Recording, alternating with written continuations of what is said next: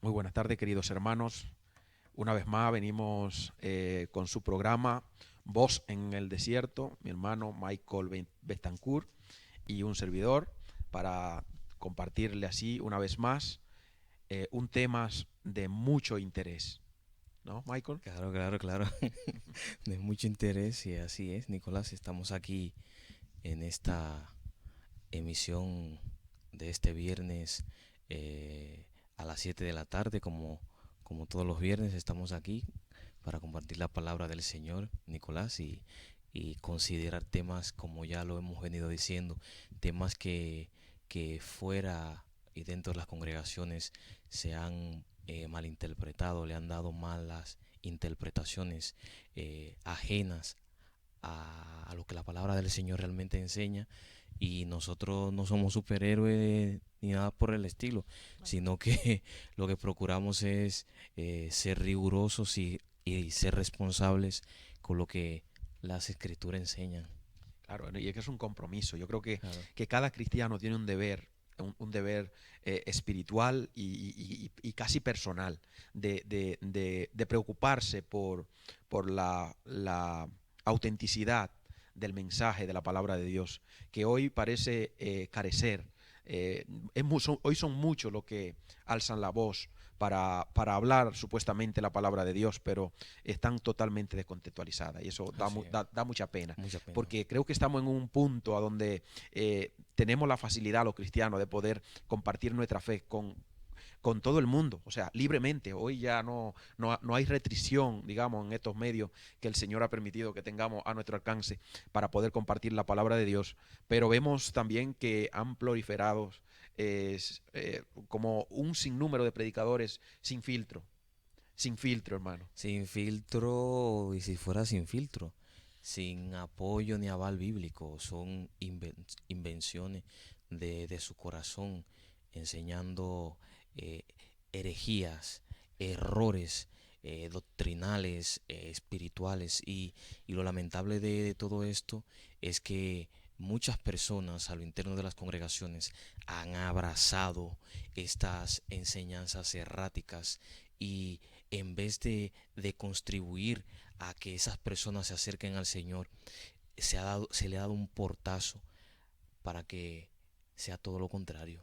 O sea, que haya un alejamiento total de la verdadera verdad que está contenida en la palabra del Señor. Así es, pues sí. Entonces, vamos a dar paso a, como de costumbre, a nuestra primera sección, Sí, ADN Fake. Y vamos, está interesantísimo. sí, muy Claro. interesante. Pues sí, es una noticia muy interesante. Te pone que Reino Unido ha revelado la impresionante cantidad de aborto que ha realizado en todo un año, según un último informe. Alrededor de 207.384 interrupciones de embarazo que, que vivían solamente en dos localidades galesas, en Inglaterra, en el 2019. Este es el número más alto que se ha registrado desde su aprobación en el 1967. Increíble, Increíble. increíble. Es demoledora la cifra que se da. Y solo en dos localidades. Eso es lo más sorprendente. Y vemos cómo estos países que gozan de una supuesta democracia, una supuesta libertad, unos supuestos derechos que, que hoy por hoy se llenan mucho la boca de decir que se gozan, se jactan de decir, nosotros tenemos unos derechos que son los últimos, son fenomenales, son increíbles, pero van Es triste en, porque va en en deprimento de la moral social y de lo que comúnmente tenemos establecidos como, como sentido común, ¿no? Porque hoy se ha perdido hasta ese muy mal llamado hoy sentido común. sentido común, a donde para ellos es un orgullo que 207.000 vidas, casi 208.000 vidas, hayan carecido de ver la luz, pero voluntariamente, o sea, vamos a ver, una ejecución voluntaria, porque si fuese que la vida de la madre estuviera en peligro y que fuera una interrupción de vida o muerte, no, pero esto es la madre agarrándose a un derecho, a un supuesto derecho, que no es derecho, porque el interrumpir a alguien de su derecho no va digamos, en contra de lo que es el verdadero derecho, lo que es, en realidad se conoce como libertad. ¿Por qué? Porque cuando yo te privo a ti de libertad o te privo a ti de un derecho, que en este caso se le está privando a un niño, a un inocente, eh, es alarmante. Y sobre todo, cómo las sociedades alzan la voz de una manera como que tienen el gran logro y esto le hace y se sentirse gozan, se sienten muy bien, muy honrado. muy honrado de que tienes tú la voluntad, el deseo de no tener ese hijo, ya que has salido embarazada, de no tenerlo. Mira, date el lujo y abórtalo, que es un derecho del cual tienes ahí, disfrútalo. Y a mí lo que también me duele mucho es que se utilice, se quiera usurpar el papel que Dios tiene como dador de la vida. Es decir, querer dejar fuera de escena a Dios, que es el dador de la vida, y ponerme yo como ser humano en función a unos derechos que un Estado, que una nación ha aprobado para gozar de esos derechos y sustituir lo que el dador de la vida tiene establecido, que solamente Él puede dar y quitar la vida. Es Ningún triste. ser humano tiene esa facultad de llevar a cabo esa práctica. Otra noticia, otro Sí, titular que ha saltado también a la luz y lo vamos a compartir también en esta sección, es sobre la famosa vacuna contra el el coronavirus. coronavirus. Dice el arzobispo Cañizares, que es arzobispo de Valencia, dice que España, quien ya es conocida o sea, este señor ya es conocido por causar polémica con sus declaraciones. Dijo en su servicio dominical más reciente que la vacuna que se está haciendo contra el coronavirus son obras del diablo por tener células de fetos abortados. Según este hombre, Pero es muy polémico. Desde tiene muchos años en eso. Que, por ejemplo, como sabemos, ahora España está dirigido, gobernado por un gobierno de coalición de sí, izquierdas sí, que van más en esas políticas de lo que tiene que ver con la homosexualidad, el derecho al aborto y una serie de derechos que ellos solo quieren establecer y que van en contra de lo que la palabra de Dios enseña. sí, Este que es un polémico polémico, sí. cuando de una forma u otra se han presentado estas propuestas de ley ante la Cámara de Diputados, el Congreso de los Diputados, Mm. siempre ha dado su opinión al respecto en cuanto a lo que tiene que ver con esas leyes que estos grupos, que estos partidos de izquierda Mm. llevan a trámite en el Congreso de los Diputados. Creo recordar que en el 2016 por ahí, él fue también el centro de una polémica porque él estableció un grupo o una asociación dentro de la Iglesia Católica como tal para, para sanar a las Ah, personas pues, homosexuales. pues, Él fue uno de estos y otra, promotores. otra cosa que dice que el demonio existe en plena pandemia y está intentando llevar a cabo investigaciones para vacunas y para curación. Dijo desde la Catedral de Valencia. Mm, Asimismo afirmó que desde su punto de vista, las vacunas son inmuno y creales y crueles, que son inhumanas y crueles, porque son a base de bebés abortados. abortado.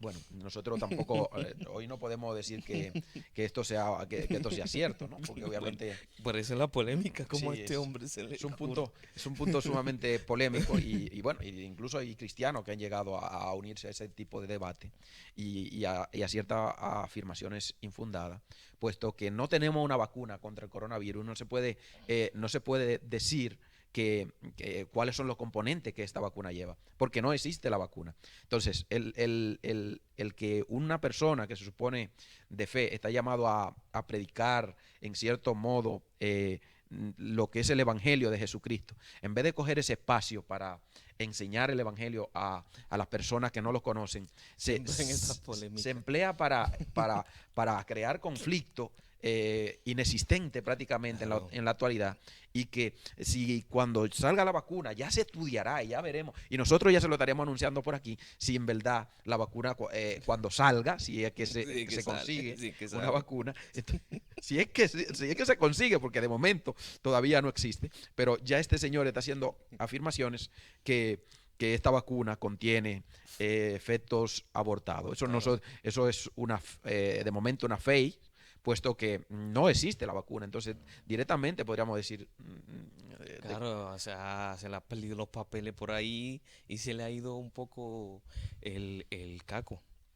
Claro. pero bueno, a nosotros, Nos compete a algo nosotros, relacionado en cuanto a lo que tiene que ver con esto claro, de nacimiento y demás. es increíble, pero bueno, nosotros vamos a dejar simplemente el debate ahí. Usted compártanos en los comentarios si usted está de acuerdo con este sacerdote o no, y si está de acuerdo, ¿por qué? Y si no está de acuerdo, también Así es, porque claro. la verdad que Nos gustaría nos saber, gustaría claro. saber su opinión, puesto que es importante también, ¿no? Claro, Porque claro. Esa digamos que interacción, claro. la palabra está en el aire y es cuestión de que quienes no pueden, digamos, entrar a debatir este tema puedan también aportar su Eso, opinión. así es. Es una opinión racional, porque Claro, yo creo que esto roza lo irracional. claro. Y fundamentadas en criterios que vayan, que sean en evidencias, Mm. que estén contrastadas, no en suposiciones y en, como ya lo hemos comentado, en argumentos que carecen en su totalidad de ese fundamento creíble, de esas evidencias que se puedan poner de manifiesto y puedan dar lugar a, a dar por hecho de que es así en función a la opinión que este y muchos más, porque hay muchos más, ¿eh? Sí. Muchos más Sin que duda. abordan este tema en concreto de la vacuna del coronavirus, lo abordan desde un punto, eso, de desviar la atención y de satanizar. ¿Mm? Sí, es que es Al increíble, pero a punto de nosotros lo que nos satanizar. compete en esta tarde, Michael, porque Vamos. yo creo que tenemos un tema esta tarde Muy bueno, muy interesante y la verdad muy bueno. que es a lo que estamos llamados, ¿no? Oh, Y ya muy bien bueno. decía Michael en la introducción, al principio, él decía que estos temas que le estamos compartiendo nosotros a ustedes son temas que a veces es difícil escucharlo en algunos púlpitos cristianos, cosa que preocupa mucho porque yo creo que cada uno de los mensajes contenidos en la palabra de Dios forma parte de un conjunto de enseñanza que el Señor quiere que todos nosotros sepamos y aquellos que no la saben, que puedan o tener ese conocimiento de lo maestro, de la persona que enseñan. Y quién más está habilitado para dar este tipo de enseñanza que una iglesia, que se supone que somos el cuerpo de Cristo y estamos llamados a ser columna y baluarte de la verdad. Amén. Entonces, si somos columna y baluarte de la verdad, nosotros somos portavoces de un mensaje que la gente debe de entender y debe de saber. Para que lo sepan, se lo tenemos que enseñar. Ah, efectivamente, claro, hay que partir por ahí y para eso, como ya decíamos, estamos aquí con la Constitución en mano de todo creyente para a través de ella dar a conocer la opinión verdadera, centrada y por eso en esta tarde vamos a compartir este tema que ya ustedes están viendo en la parte inferior de sus pantallas, nuevo nacimiento, creyentes genuinos o O superficiales. superficiales. Bueno, ¿Mm? increíble, ¿eh? Increíble. Y sobre todo, el tema, ¿no? Claro, claro. Háblenos algo sobre ese tema, hermano Michael, acerca porque me parece del nuevo nacimiento. sumamente interesante.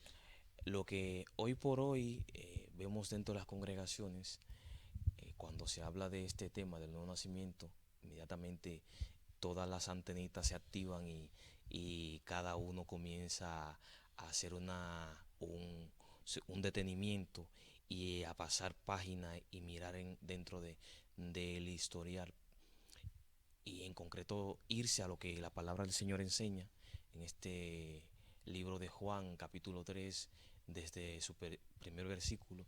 Amén. Y vemos cómo dentro de las muchas cosas que en las congregaciones se enseñan, hay muchos criterios, existen muchos criterios que, que no son compatibles. Mm. No son compatibles porque es el caso de lo que Jesús en su momento le recriminaba a los fariseos, de, de que ustedes están enseñando que se tiene que hacer esto, pero ustedes son los que no están en la voluntad, no están no tienen el interés principal para dar ese ejemplo, ese modelo, como ustedes tanto que se llenan la boca de decir que son los representantes de Dios aquí dentro de la congregación y dentro del pueblo judío. Jesús le recrimina esta conducta inapropiada, de esta hipocresía, esta actitud incorrecta ante Dios. Y hoy por hoy vemos que dentro de los púlpitos de las congregaciones se ha estado predicando, se ha estado enseñando un evangelio diluido, un evangelio que carece de consistencia, de fundamento bíblico. Y eso ha llevado a un punto de que los que están sentados allá eh, se, lo, se lo coman, le digan santo amén, esto es misa. Esto es lo que hay y lo que me está enseñando el apóstol, el misionero, el pastor, el profeta, el maestro tal, fulano, es lo que vale y yo tengo que asumirlo así porque estas personas de una manera u otra eh, se han eh, eh, se han enganchado a una serie de enseñanzas que van, entre comillas, ligadas a esas enseñanzas acompañadas de señales y prodigios. Entonces, como dicen aquí en televisión, eso es un cebo para agarrar al televidente y sentarlo, tenerlo sentado en el sofá para que me vea el programa. Entonces, es un poco lo que está aconteciendo hoy por hoy dentro de las congregaciones. No de todas, claro está, porque hay que hacer un apartado de esas donde realmente se hace, se tiene esa responsabilidad para con Dios, para con la palabra, ese respeto a la persona del Señor, de Jesús, del Espíritu Santo, esa seriedad. Entonces, vemos que dentro de muchas congregaciones, ese respeto, esa honra que hay que tenerle al Señor en enseñar con consistencia, con solidez, lo que la palabra del Señor enseña, vemos todo lo contrario. Vemos que hay un mercado, un mercadillo donde hay de todo. Una gracia barata, un emocionalismo, un ministerio basado en ideas que están en completa discordancia a lo que Jesús enseñó aquí en la tierra. Entonces, Amén. hoy vemos esa gran realidad latente y es donde debemos de detenernos y decir una cosa.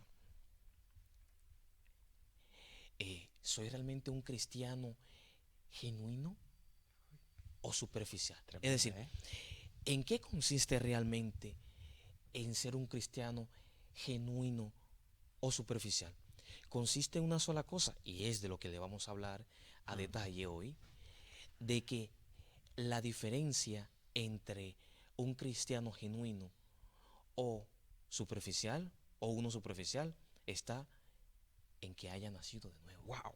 Wow, qué Está, poderoso eso, está radicado ahí. Poderoso, Es la poderoso. única, es la única, es el único elemento, es la única señal, por poner un nombre así, abuelo de pájaro, ese es el único fruto, la única característica, virtud, si se le puede llamar, Sí, sí. eh, eh, actitud, estilo de vida.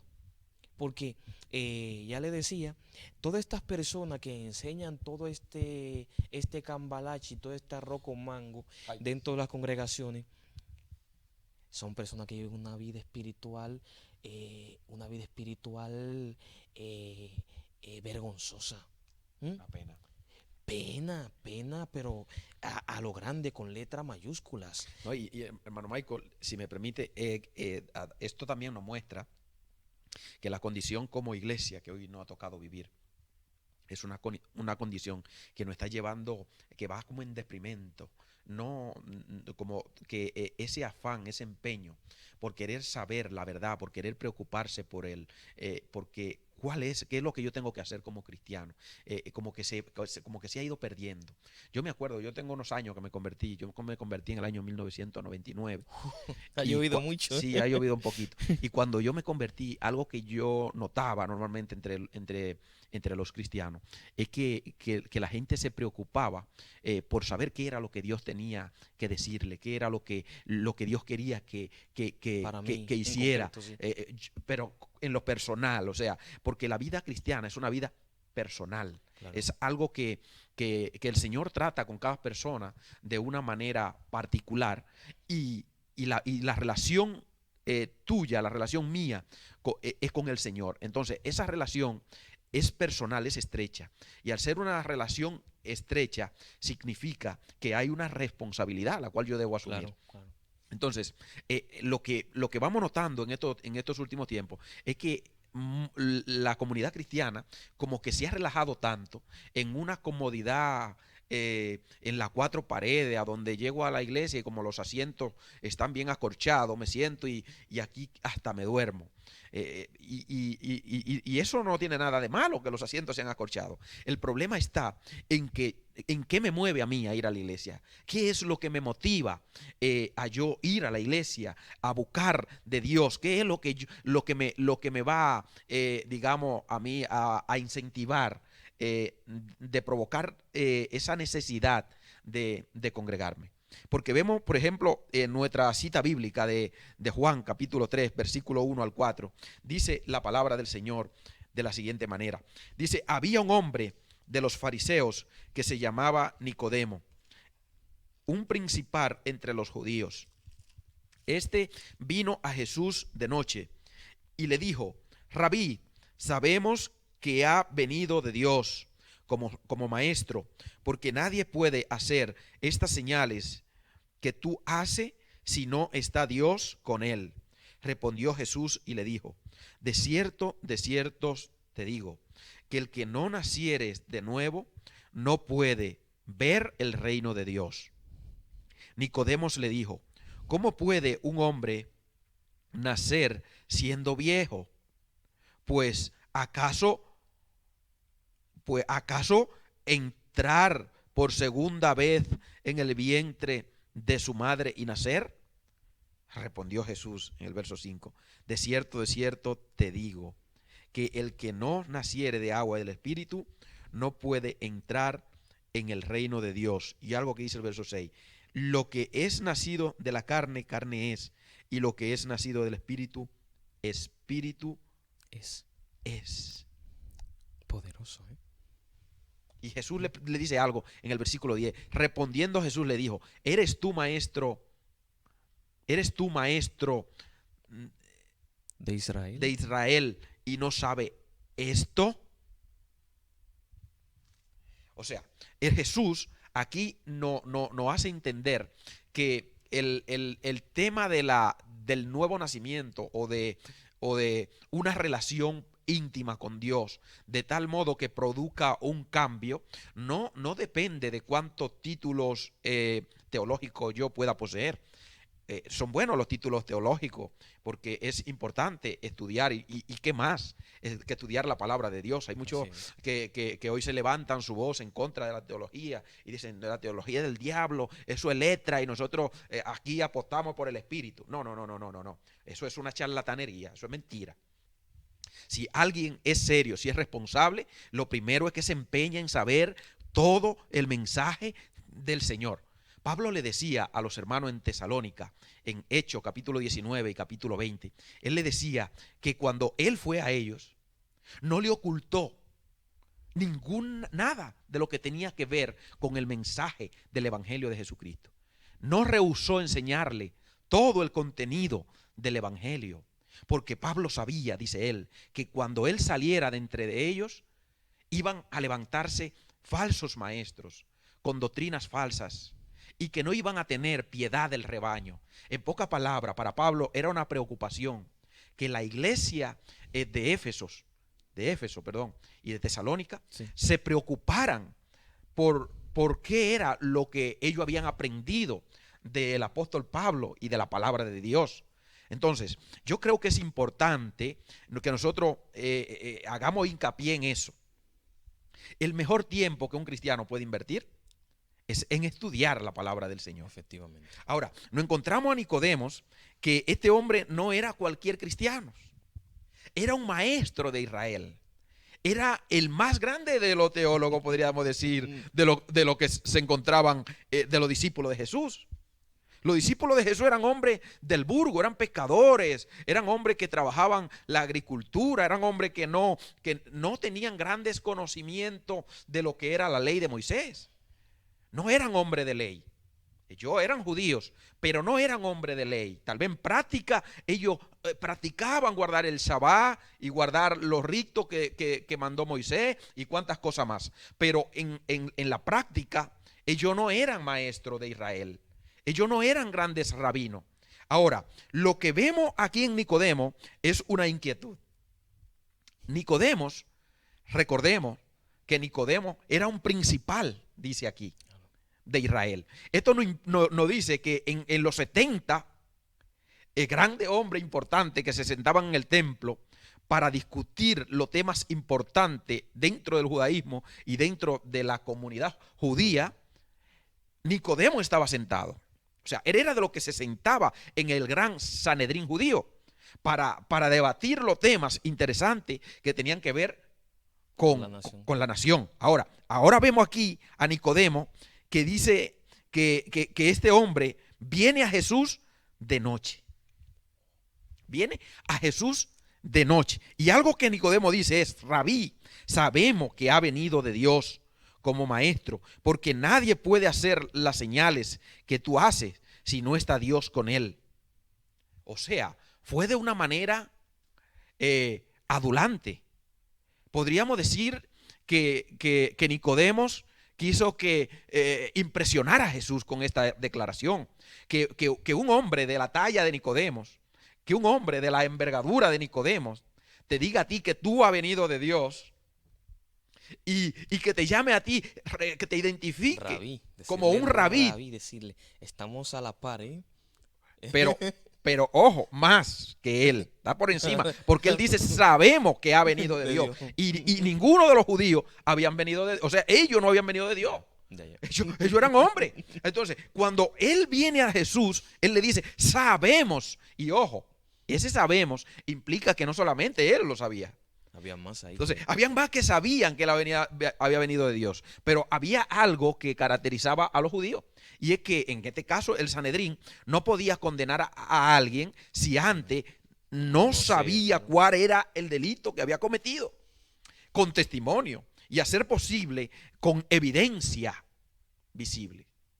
Y él lo que quiso fue de primera mano vamos a ver quién es qué es lo que, en qué se basa para enseñar lo que está enseñando. Así es, cuál es el legado que él postula. Claro. Ahora, él viene a Jesús de noche y ahí han surgido diferentes posturas teológicas. Algunos piensan que Nicodemo viene de noche porque tenía temor tal vez de que los fieles judíos lo vieran con Jesús.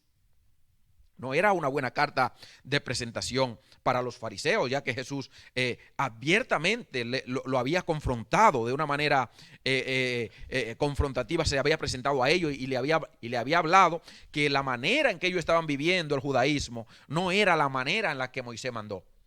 Jesús lo confrontó a la luz de la palabra de Dios y de lo que enseñaban los profetas. Y le dijo, ustedes dicen guardar lo que Moisés enseñó, pero en realidad no es así. Ustedes son falsos.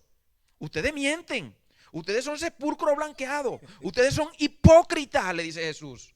Porque Jesús está viendo en los judíos una deficiencia, una decadencia de empeñarse más por lo secular, por lo que tangiblemente ellos pueden tocar y pueden percibir, que por una vida espiritual genuina. Y es lo que decía en un principio, como la iglesia hoy también está descuidando las cosas que son consideradas importantes para el cristiano, como lo que atañe a la salvación.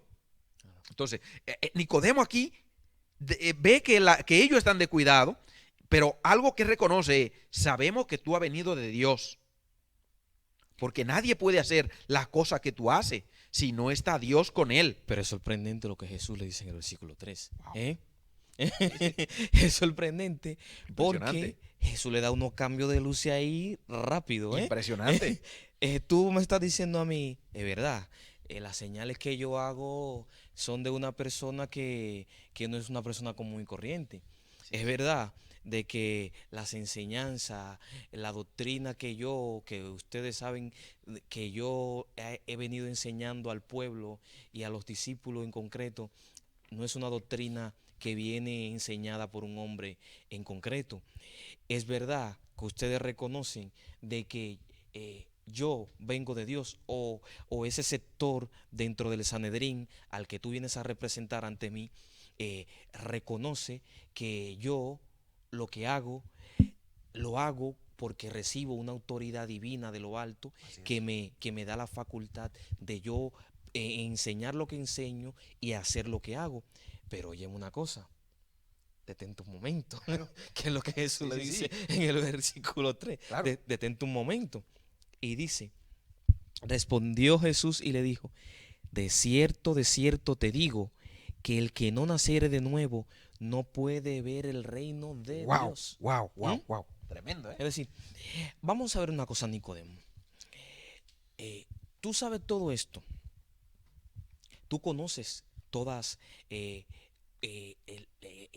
a fondo, a profundidad, porque de una forma u otra tú lo has escuchado y lo has visto.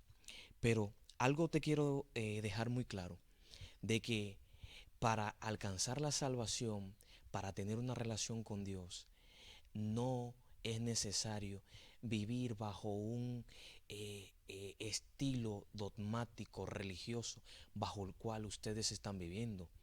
No implica guardar un sinnúmero, una serie de liturgias bajo las cuales ustedes han estado enseñando a esta nación por dentro en cuanto durante mucho tiempo. Así es. No consiste en eso la relación para con Dios. El ser parte del reino de los cielos no consiste en una religiosidad extrema bajo las cuales ustedes han estado viviendo durante mucho tiempo. Ustedes han estado viviendo durante mucho tiempo. No consiste en eso. Consiste en cambiar de vida. Así es. ¿Mm? En cambiar de vida, en ser transformado espiritualmente. Esa transformación que es dada cuando Gloria a Dios. recibes y reconoces que Jesús es el Señor. Y me llama mucho la atención algo, de que a pesar de que Nicodemo reconocía de que Jesús hacía muchas señales y le lleva al término de que eres un rabino igual que nosotros, y ya usted apuntaba, estás por encima de nosotros porque vienes tú de parte de Dios.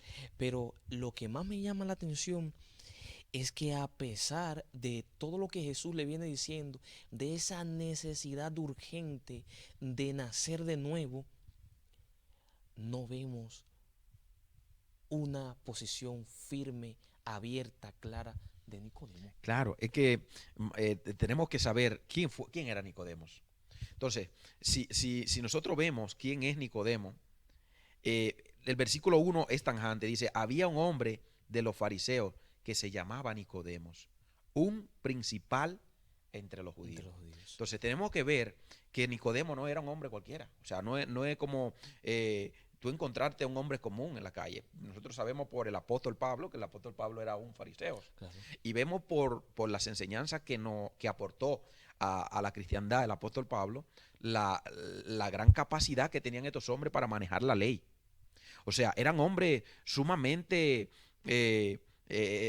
cultidos en cuanto a lo que... Dotado, instruido, formado. Sí, tenían unos conocimientos sumamente tremendos. Ahora, los fariseos eran conocidos por ser personas muy quisquillosas en el sentido del celo a lo que tenía que ver con la ley. Entonces, ellos eran tanjantes en cuanto a guardar, obedecer lo que era la ley.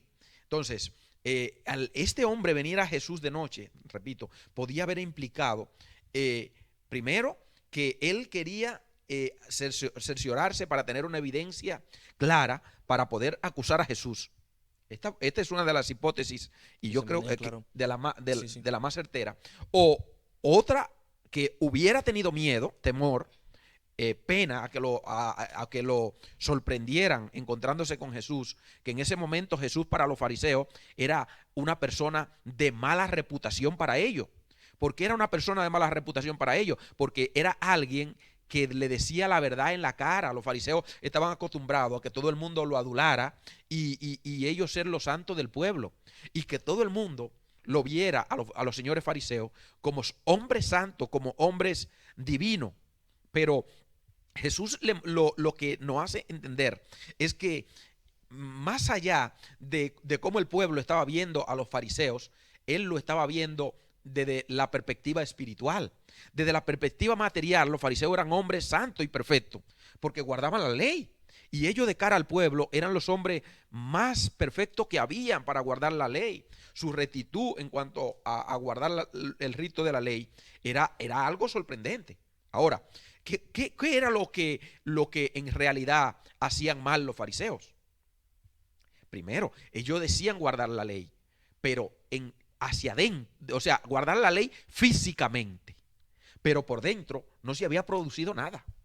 Y es lo que Jesús le dice, ustedes son sepulcros blanqueados, es decir, están por dentro llenos de hueso, pero por fuera se aparentan muy decoraditos y muy bonitos y en muy buenas condiciones, en muy buen estado, pero por dentro no hay nadie que se pueda acercar por ahí. Y que ahí nos encontramos en un debate que implica la iglesia, porque en la actualidad nosotros estamos viendo que la iglesia no está exenta de ese pecado que tenían los fariseos, que era el pecado de la superficialidad, o sea, de ver lo que es superficial, lo visible. O sea, yo te veo a ti, nosotros venimos hoy con camisas mangas cortas, pero estoy seguro que hay personas que nos ven con camisa manga corta y dicen, estos son unos carnales, no tienen el Espíritu Santo, no tienen a Dios.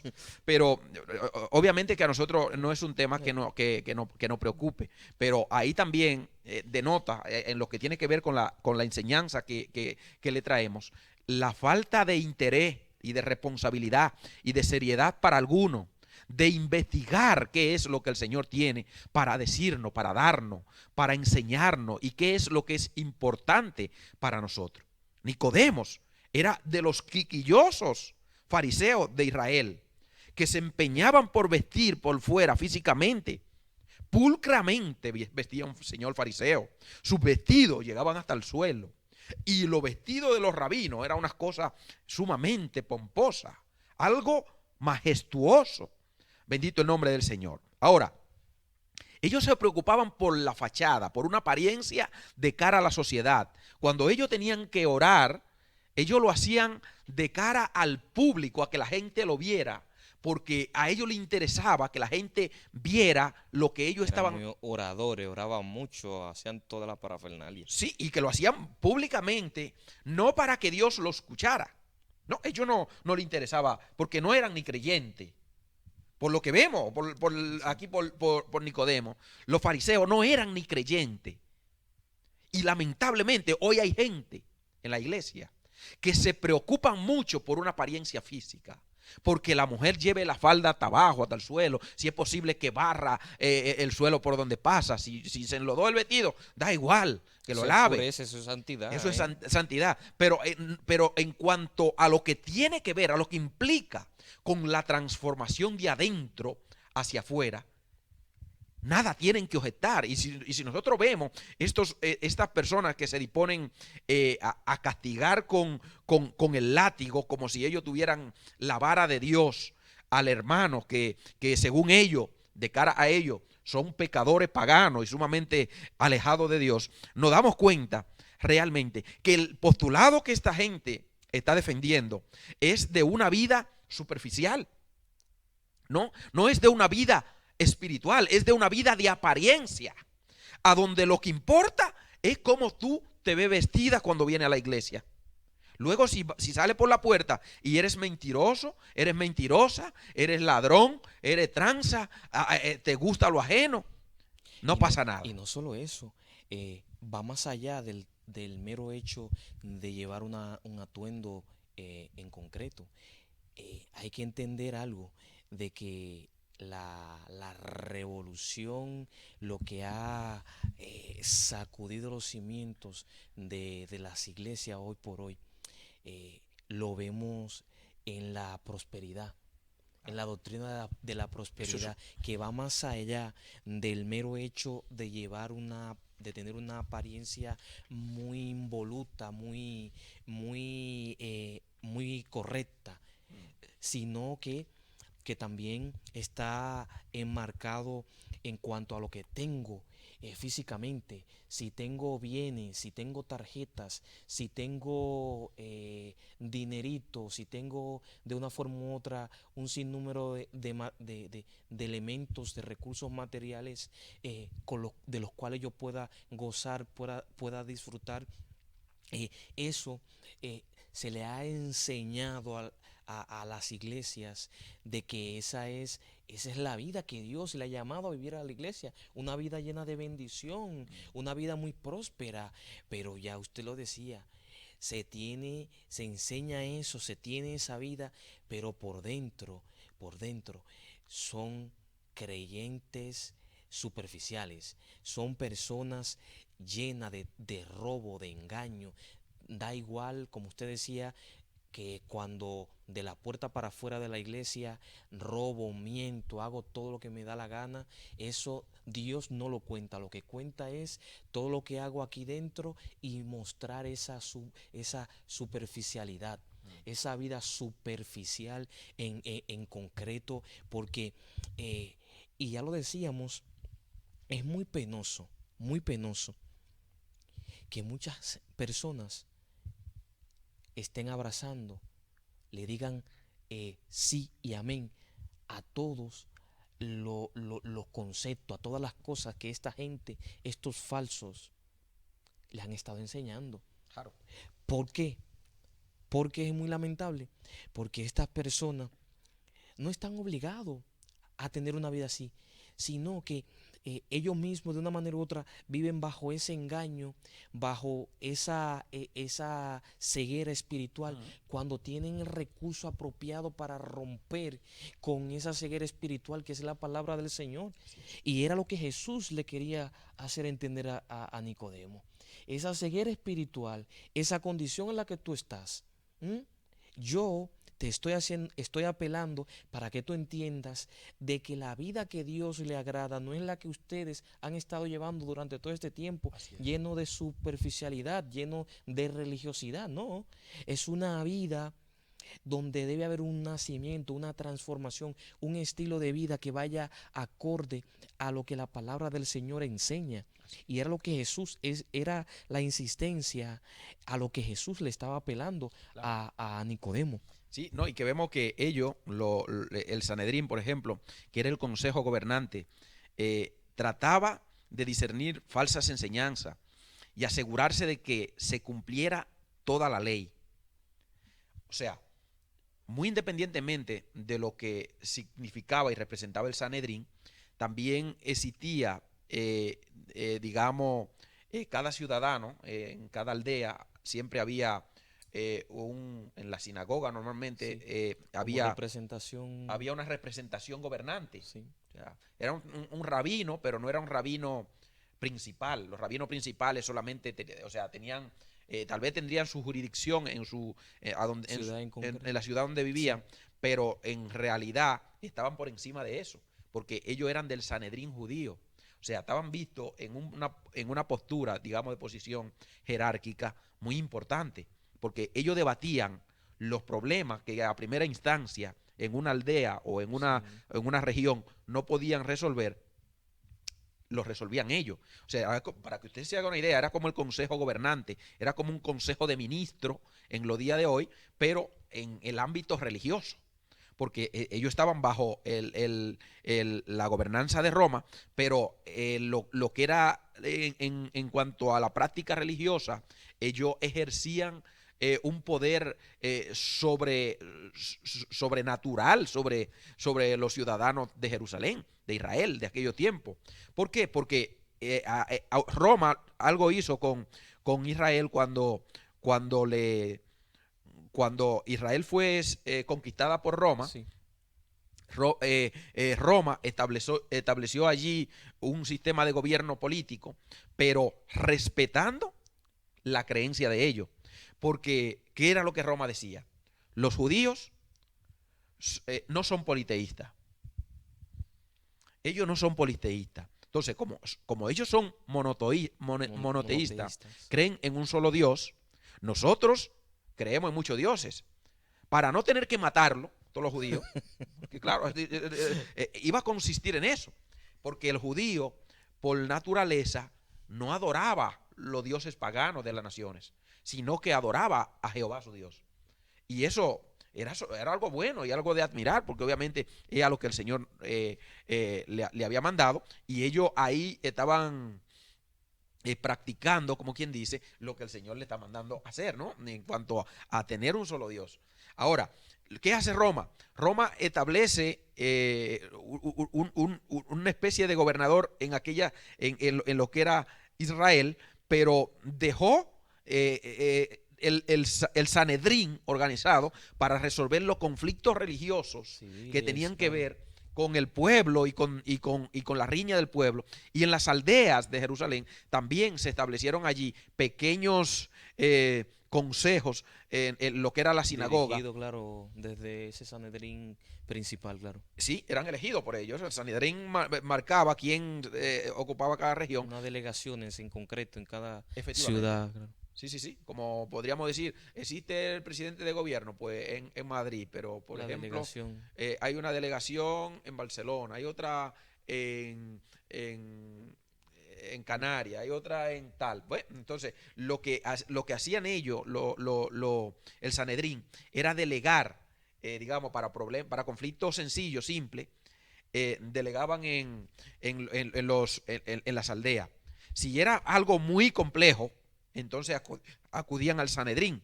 Pero si estaba por encima De las facultades que tenían ellos de... del Sanedrín, como el caso de Jesús, Claro, sí. o sea, ellos en lo religioso podían condenar a alguien, incluso azotarle y pegarle una golpiza, pero lo que ellos no podían hacer era dictar sentencia de De muerte. muerte.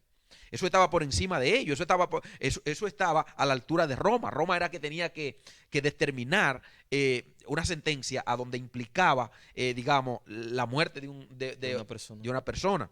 Entonces, pero ellos sí podían azotar a alguien, podían ejercer, digamos, disciplina, podían ejercer represión, mandar a gente a la cárcel, podían hacer tantas cosas, pero lo que ellos no podían hacer era dictar sentencia de muerte, porque eso solamente Roma lo podía hacer.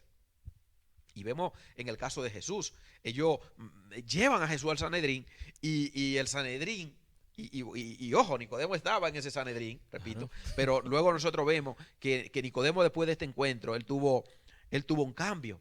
Él tuvo un cambio, eso lo vamos a ver más adelante. Cambio de Ahora, opinión. lo que sí vemos es que en el Sanedrín se debate acerca de lo que Jesús enseñaba.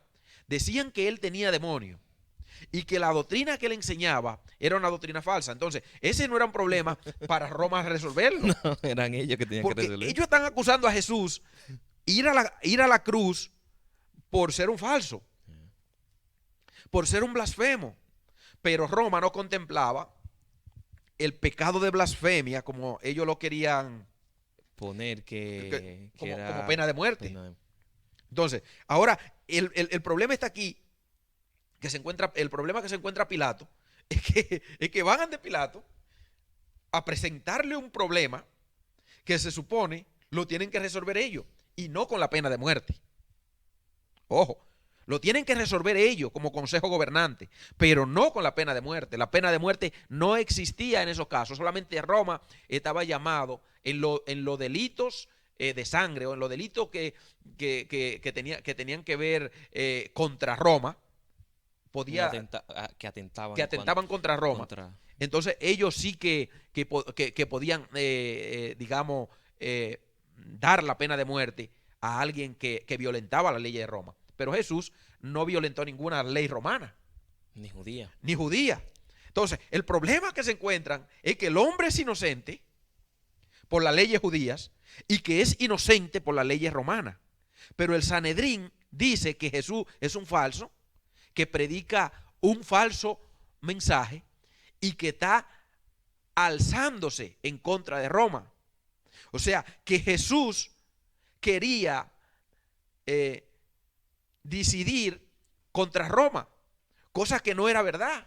O sea, era falso, pero dentro de esa falsedad se estaba cumpliendo un propósito, que era el propósito de que obviamente nosotros sabemos, Jesús ellos no fueron los que determinaron la muerte de Jesús, ya eso estaba escrito. Dios mismo, claro, como dice en el libro de los Hechos, Así es. de que el determinado consejo de Dios ya había de antemano trazado las pautas, cómo se tenía que llevar a cabo todo lo concerniente a la muerte y a la resurrección Así es. de Cristo, claro. Y nada, vemos también aquí algo que hemos estado comentando, que es nacer de nuevo. Uy, ¿Qué hermano. es? ¿Qué es? Porque ese cambio tan radical que Jesús, ese giro que le da a la conversación que viene teniendo con Nicodemo, como ya lo hemos estado un poco así puntualizando, de que Cristo quería enseñarle, quería dejarle claro a Nicodemo de que los muchos rituales en el templo, las muchas palomas, los muchos toros, la mucha sangre de los carneros y de los corderos no eran lo que marcaría la vida de un creyente. Por eso hemos estado mencionando puntualmente de que dentro de la superficialidad se esconde un gran mal. Dios ha llamado al creyente a tener una vida genuina y era lo que Jesús le quería presentar a Nicodemo, de que todo aquel que busca a Dios, que procura tener una relación, tener una vida cercana ante Él, tiene que tener una vida genuina, y esta vida genuina consiste en que su vida tiene que estar enmarcada, viviendo bajo esas normativas que vienen desde el cielo. Y por eso es muy importante que todos los que nos están viendo tengan claro qué es lo que enseña la palabra sobre qué es nacer de nuevo. Así es. ¿Qué es nacer de nuevo? Mire, vamos a ver primero en Mateo 23, nosotros vemos, no vamos a leer todo el pasaje, pero sí se lo recomendamos que usted lo lea en casa para que usted vea realmente qué es lo que está sucediendo, sobre todo con los fariseos. Jesús este mensaje lo da en el templo de Jerusalén, y en el versículo 15 Jesús dice: ay de vosotros, escribas y fariseos, hipócrita, porque recorréis mar y tierra para hacer un prosélito, y una vez hecho le hacéis 2 veces más hijos del infierno que vosotros. Ay de vosotros, guías de ciegos, que decís, si alguno jura por el templo, no es nada, pero si alguno jura por el oro del templo, es deudor. Oiga por dónde iban los fariseos. O sea, el templo no era nada, pero el oro sí. Insensatos, le dice Jesús, y ciegos, porque ¿cuál es mayor, el oro o el templo? ¿Qué santificad el oro? También decís, si alguno jura por el altar, no es nada, pero si alguno jura por la ofrenda que está sobre él, es deudor. Necios, ciegos, porque ¿cuál es mayor, la ofrenda o el altar que está santificando la ofrenda? Pues el que jura por el altar, jura por él y por todo lo que está sobre él. Y el que jura por el templo, jura por él y por aquel que lo habita, en este caso Dios.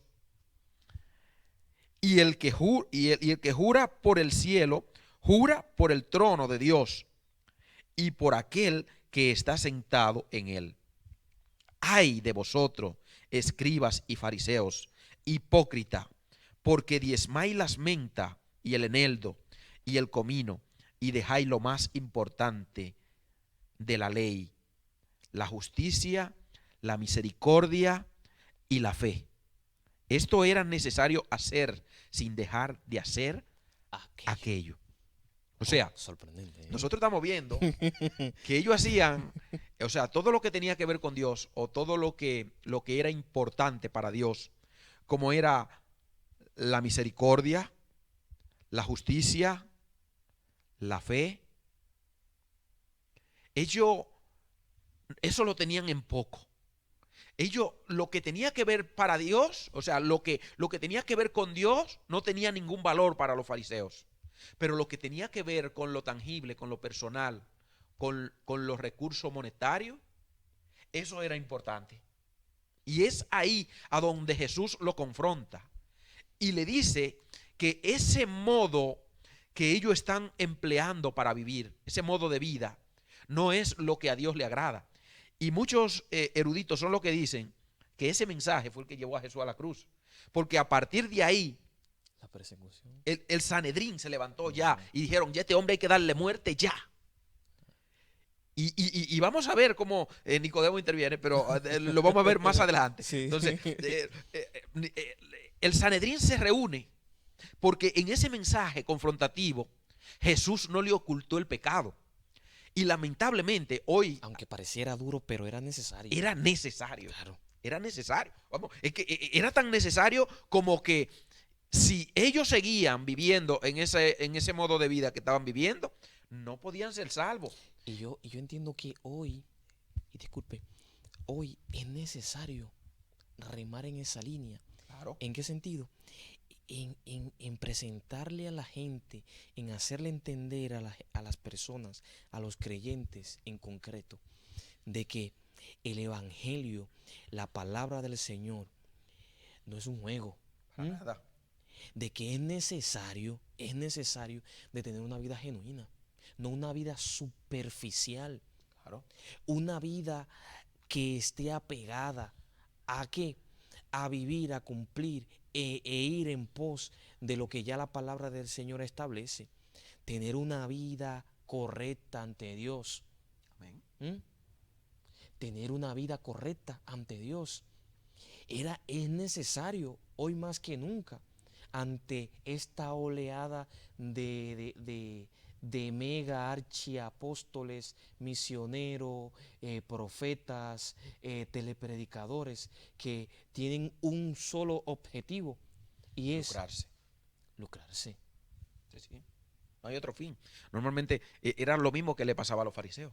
Era lo mismo. O sea, los fariseos, su fin no era. Por eso Jesús le dice, ustedes andáis mar y tierra para hacer un prosélito.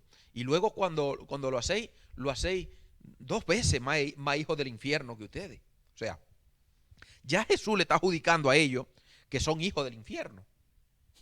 Porque la manera en la que ellos están viviendo, y por eso, amigo que me escucha, hermano que me escucha, que tal vez por desconocimiento tú estás poniendo tu mirada en las cosas superficiales, en las cosas que no salvan, en las cosas materialmente que no tienen ningún valor.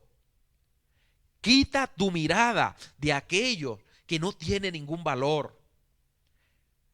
Óyeme, no es importante que tal vez tú no tengas un vestido lujoso para ir a la iglesia. Eso no es importante. Lo importante es que tú tengas fe, de que tú hayas nacido de nuevo, de que tu vida haya sido transformada. Y algo que preguntaba Michael es, ¿qué significa nacer de nuevo? El significado de nacer de nuevo implica una transformación de adentro hacia afuera. Una transformación de adentro hacia afuera. Si tú has nacido de nuevo, si tú has sido transformado de adentro hacia afuera, significa que en ti va a haber un cambio y se va a reflejar. Físicamente se va a reflejar, pero esa transformación no se gesta de afuera hacia adentro. Que es lo que vemos, los métodos que hoy, Claro, es que hoy vemos. son métodos falsos porque son métodos empleados, o sea, el mismo patrón que usaron los fariseos en los tiempos de Jesús. El mismo patrón se emplea de provocar un cambio de afuera hacia adentro, pero el hombre no puede provocar ningún cambio en el hombre. Yo te puedo obligar a venir a la iglesia con una falda en el suelo. Te puedo obligar que vengas con una corbata, con un traje y todos los días con un traje, con un saco. Eso no te va a hacer a ti más santo. Eso no te va a hacer a ti más salvo. Lo único que te hará a ti salvo es si verdaderamente tú has creído en Jesús, si tú has sido transformado, si has sido tocado por Jesús y el cambio se ha empezado a producir de adentro hacia afuera. De afuera hacia adentro no. ¿Por qué? Porque los hombres, hermano Michael, cuando alguien nos obliga a hacer las cosas, las hacemos por obligación. Pero no es lo que sentimos hacer, no es lo que queremos hacer y no es lo que haríamos en la práctica. No, y que el mismo Dios no obliga a nada ni a nadie. No le impone a nada ni a nadie nada. Así es. Si fuese así, todo el mundo estuviese bajo la obediencia plena de lo que la palabra del Señor establece. Claro. Si Dios impusiere al hombre que fuese creyente, por obligación el hombre tuviese que ser creyente, y Dios no lo hace, y eso que es soberano y tiene la facultad de hacerlo. Así es. Pero no lo hace porque hay una voluntad, hay un libre albedrío. Así es. Entonces es importante esto, de que el hecho de ir por ahí o cumplir una serie de metodologías que se han estado enseñando por mucho tiempo, de que si mientras más larga es la falda y mientras más larga es la camisa, eres más santo. No es verdad eso. Y sobre todo, no es verdad. Que cuando hablamos de nacer de nuevo, estamos diciendo, damos por hecho que algo tiene que morir en nosotros.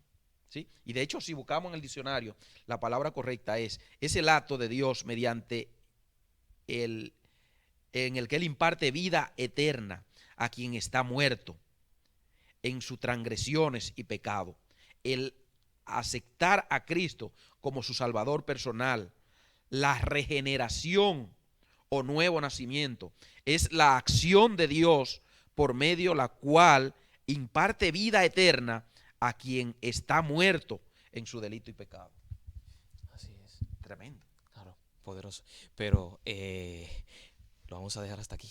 Sí, yo creo que lo vamos a dejar hasta aquí porque usted tiene otra cita para el viernes que viene con nosotros aquí. Esta segunda parte usted no se la puede perder, Nicolás. así es. Porque todavía no ha Es sido, que no no, podemos. no ha sido. Es un tema muy, muy interesante, muy vasto en cuanto a la gran enseñanza esta, porque implica todo lo que tiene que ver con la vida cristiana. Así es. Es tanto, este Es tema como el ABC, las es vertebral. vocales. Sí, sí, sí. Claro, claro. Todo cristiano debe de manejarlo al dedillo.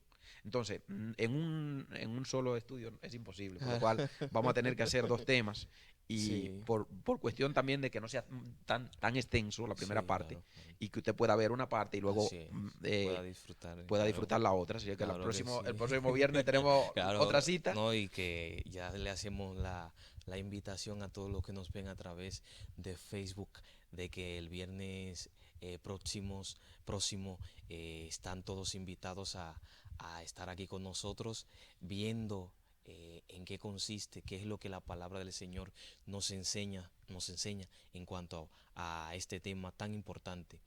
Nuevo nacimiento, creyentes genuinos o superficiales, porque es vital, es importante de que todos nosotros nazcamos de nuevos. Así es. Amén.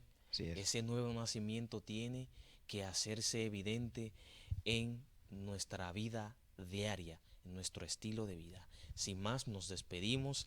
Dios le Amén. bendiga, muchas Dios, gracias. Dios le Hasta la bendiga. próxima. Dios le bendiga, mis Dios le hermanos. bendiga. Hasta la próxima.